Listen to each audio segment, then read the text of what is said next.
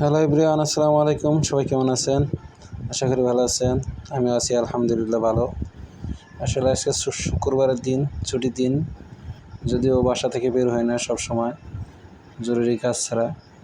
আজকে বের হলাম কারণ অফিস অফ থাকলে কি হয়েছে, আমার পরীক্ষা আছে। পরীক্ষা দিতে হলে বাসা থেকে তো বের হতেই হবে। তো বাসা থেকে বের হয়েছি, পরীক্ষার উদ্দেশ্যে রওনা দিয়েছি।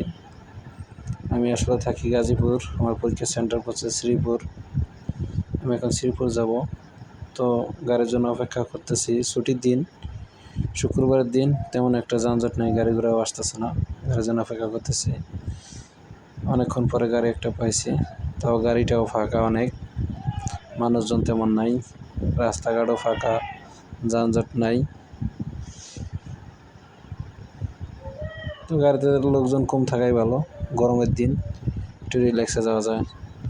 গাড়ির জানলা দিয়া একটু বাইরের দিকে ক্যামেরা ধরলাম, দেখলাম অনেক সুন্দর, তাই ক্যামেরা একটু রেকর্ডিং করে আপনাদের দেখানোর জন্য একটু ভিডিও করে নিলাম।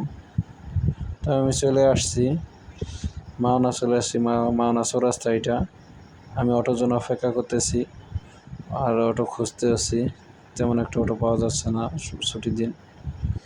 এই তো অটো পেয়ে গেছি। অটোতে আমি যাব এখন শ্রীপুর রেল স্টেশন। চলে আসছি শ্রীপুর রেল স্টেশন। এই তো একটু কাছেই আমার পরীক্ষার হল।